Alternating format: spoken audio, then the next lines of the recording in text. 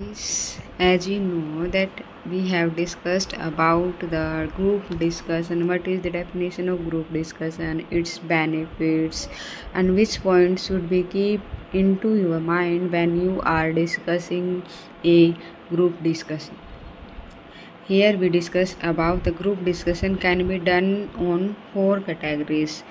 First of all, the factual topic are about practical things which an ordinary person to aware of in his day-to-day life. Typically, these are about socio-economic topics. In these lines, factual topics ये बताना चाहते हैं कि जब आप group discussion करने जा रहे हो, जो टॉपिक आपको दे रखा है उससे रिलेटेड आपको फैक्ट का पता होना चाहिए। Which an ordinary person to aware, जो सामान्य सी बातें हर एक इंसान को उसके बारे में पता होना चाहिए और in his day to day life, जो दिन प्रतिदिन जो बातें उनको यूज होती हैं। Typically these are about socio economic topics. ये टॉपिक किससे रिलेटेड होना चाहिए? जो आपके समाज और इकोनॉमिक कंडीशन है इंडिया की उसके बारे में पता होना चाहिए। Controversial topics, controversial topic are those that are challenging in nature. जो कंट्रोवर्शियल टॉपिक वे होते हैं जो आज के टाइम में जिनके ऊपर चैलेंजिंग नेचर है। They are meant to be engendered controversy, means अगर उस टॉपिक के बारे में डिस्कस भी किया जाए तो क्या पता उसके ऊपर कंट्रोवर्सी हो सकती है। In group discussion where these topics are given, the noise level is usually lofty, there may be temper flying. Means अगर इन टॉपिक्स के बारे में ग्रुप डिस्कशन किया जाता है तो टॉपिक में थोड़ी बहुत कहासुनी भी हो सकती है। यूजुअली लॉफ्टी, देयर में भी टेम्पर फ्लाइंग, यहाँ पे थोड़ा गुस्सा वगैरह भी हो सकता है मेंबर्स के बीच में। Abstract topic, this topics test your lateral thinking and creativity and need a lot of reflection. Abstract topic वे होते हैं जो टॉपिक यूर लैटरल थिंकिंग, आपकी थिंकिंग के बारे में बताते हैं, आपकी डीप नॉलेज के बारे में बताते हैं, आप क्रिएटिविटी पावर के बारे में बताते हैं, नीड लॉट ऑफ रिफ्लेक्शन, और आपके अंदर वो झलक दिख रही है वो दिखाते हैं प्रैक्टिकली रूप में, उसको फॉलो करना। Case based topic, such topic try to create a real life situation. ऐसे टॉपिक दिए जाते हैं जिसमें रियल लाइफ सिचुएशन है उसके बारे में डिस्कस किया जाता है। जैसे किसी का मर्डर हो गया है, मर्डर किस तरह से हुआ हो सकता है और कैसे हुआ होगा, उस बंदे की जिसका मर्डर हुआ है उसको मारने वाले की हाइट कितनी थी, चाकू का वार कहाँ पे है, मतलब इस तरह से केस के ऊपर जो जब कोई वो बैठती है केस स्टडी होती है उसमें रियल लाइफ सिचुएशन क्रिएट करके उसको सोल्व किया जाता है। Information about the situation is given to you and you may ask to group और रिजॉल्व द सिचुएशन। मीन्स आपको इंफॉर्मेशन दे दी जाती है, पूरे केस की जानकारी दे दी जाती है और एज इट इज आपको वही सिचुएशन क्रिएट करनी होती है ताकि उस प्रॉब्लम को सोल्व किया जा सके। In the case study there are no mistaken answer and ideal solution, यहाँ पे कोई मिस्टेकन आंसर नहीं मिल पाता कई बार और कई बार इसका सॉल्यूशन भी मिल जाता है।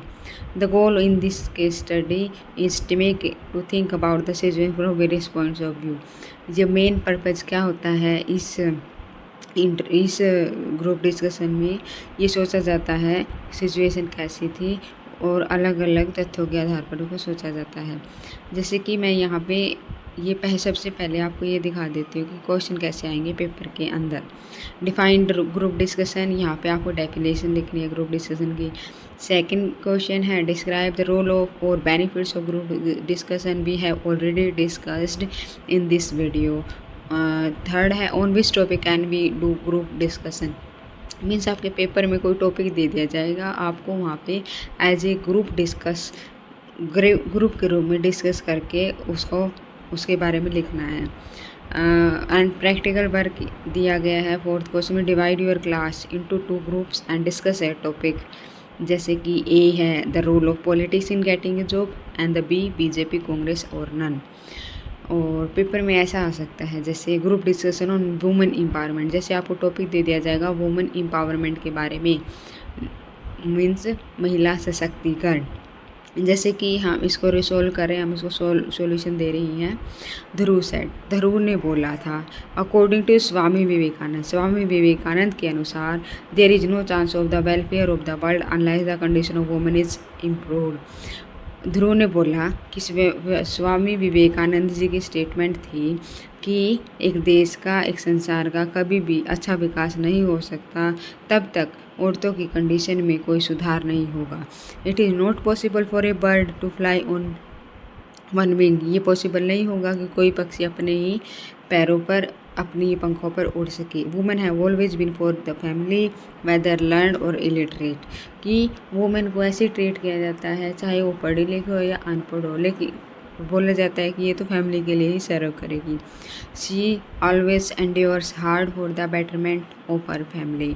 वो हमेशा हार्ड वर्क करती है अपनी फैमिली को बेटर रास्ते पर लेके जाने के लिए। आइदर बिफोर और आफ्टर मैरिज। शादी से पहले भी उनकी यही कंडीशन होती है, घर का काम करना, फैमिली वालों की केयर करना, और वही शादी के बाद भी यही होती है। If a woman is educated, अगर एक औरत पढ़ी लिखी है, then she understand the feelings of her family, तो वो अपनी फैमिली की फीलिंग्स को समझ सकती है एंड हर हस्बैंड, अपने हस्बैंड को। She can easily understand all the things compare to one और हु इज़ इलिटरेट।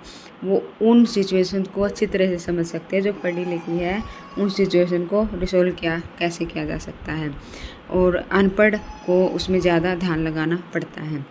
यहाँ पे जैसे यही डिस्कशन चला, साकेत ने कुछ बोला है, मानसिक ने कुछ बोला है, और यहाँ पे एट लास्ट फिर ये बोल दिया गया है कि so it is wake up call for women to awake from their deep nap understand the true meaning of their empowerment. Last में बोल दिया गया है कि औरतों खड़ी हो जाओ, लड़कियां खड़ी हो जाओ, अपनी शक्ति को पहचानो और अपनी ट्रू आइडेंटिटी प्रूव सशक्तिकरण के लिए खड़ी हो जाओ। मतलब इस तरह का आपके पेपर में क्वेश्चन आएगा। आपको इस तरह से ये 2 या 3 आपको करैक्टर खड़े करने पड़ेंगे, जैसे कि ध्रुव का, साकेत ने कैसे बोला, वांशिक ने कैसे बोला, एंड देन कंक्लूजन देना होगा। इस तरह से हमारा ये टॉपिक है यूनिट नंबर 3 का ग्रुप डिस्कशन यहाँ पे कंप्लीट होता है। और I hope you will do well, so keep learning with me and please subscribe my channel.